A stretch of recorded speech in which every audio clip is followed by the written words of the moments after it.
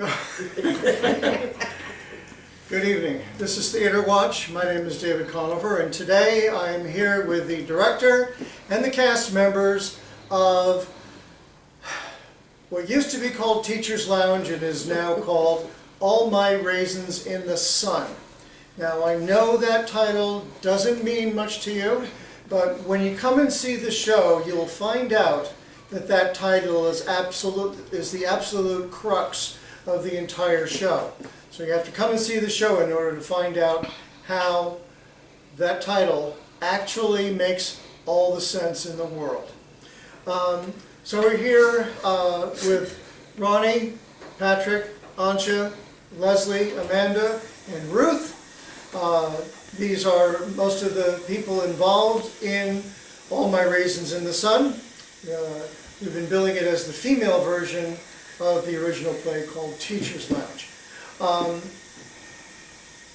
To me, it seems like this could be subtitled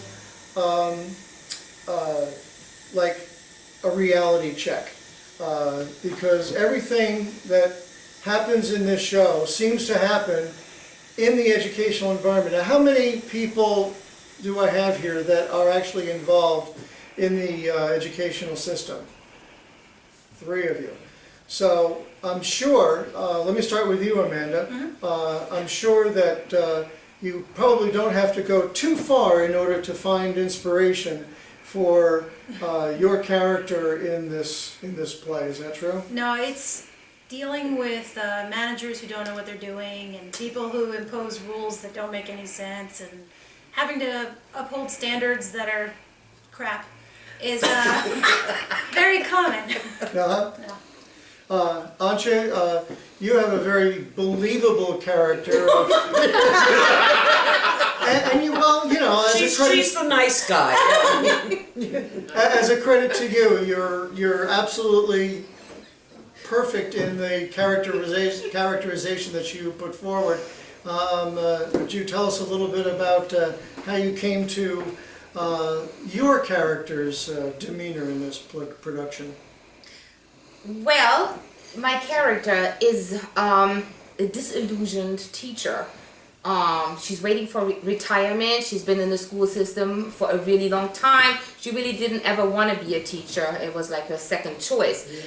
And I am sure that she wanted to do good when she started, but she is frustrated and she has given up. She's really just waiting for retirement.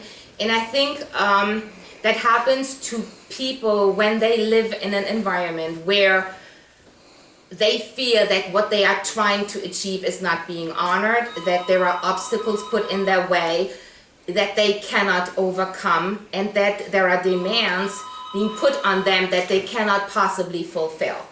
And I think a lot of teachers feel that way in certain situations. So I think my character is trying to be all of that. I don't think most teachers are actually like that, but as a figure, I think she makes sense. Thank you.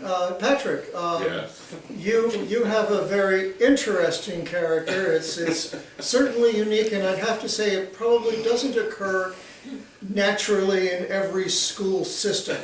But you have hit the nail on the head with your character of Felix. You want to tell us a little bit about how you came to the creation of Felix? Well, Felix is, how would I say, he's a bit fastidious. He's very straight-laced. He's basically a nerd. Okay. So I try to, I combine like a Wally Cox type character and my 8th grade science teacher, who was almost exactly like Felix. All right. Yeah, and I guess if someone has not been involved in the educational system, everyone has been a student, and as Patrick said, he got his character from his 8th grade science teacher. I remember my 8th grade science teacher too, and he liked to hit people. But we won't go into that. Ronnie, you are the non-teacher. You've been promoted from teacher to administrator. Tell us a little bit about your character's relationship with these other teachers in the Teachers Lounge? Well, first of all, let me say that I feel my character deserves a lot more compassion than she's getting from her colleagues here. Good luck with that. Yes, she does.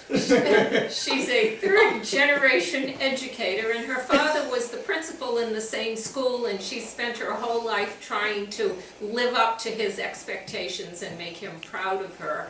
I think she's out of touch with the teaching profession, even though she was recently a teacher, and so the other teachers really resent her. But I don't think she's as evil as some people think. Okay. Now, Ruth, you are probably the one person who tries the hardest to make the teaching experience work. Yes, my character is, even though she goes through the same thing as the other teachers, she never gives up hope. And if she sees the students succeed, like Victoria, that means something to her. Yes. So she's always trying to mold the students.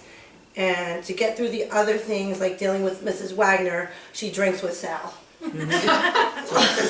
And Victoria, played by Amanda, is a former student who is now part of the faculty. Leslie, you have put together a wonderful cast and you've picked a really great show. How do you do it? Well, this particular show, especially the original Teachers Lounge, I had seen at another theater. I do go to other theaters, yes. And I enjoyed it so much, but back then I wasn't directing yet. I was still acting on the stage a lot, and I really hadn't delved into being a director. When I started to examine that side of theater, I always had that in the back of my mind. I always thought about that play because a lot of theaters was not presenting the author's work. John Twomey is his name.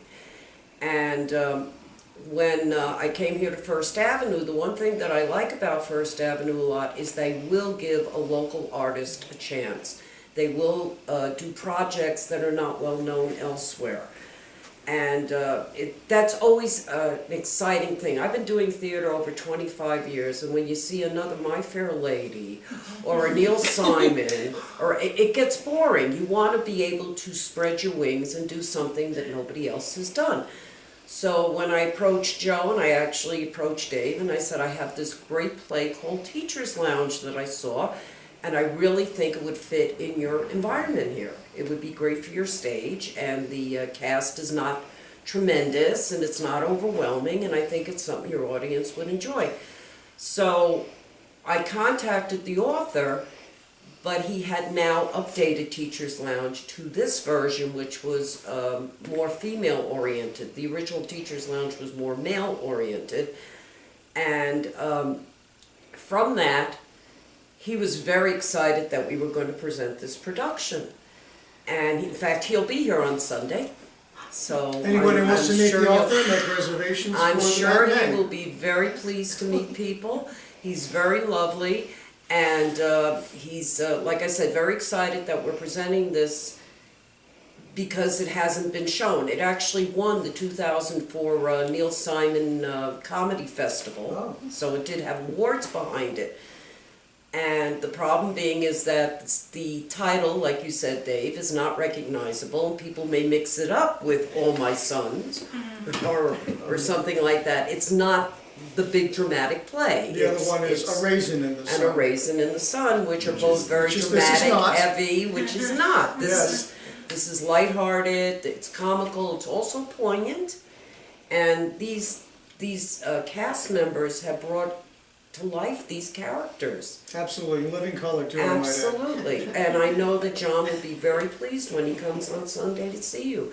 So it was just a shoo-in for me. I thought it was a great opportunity to present this work.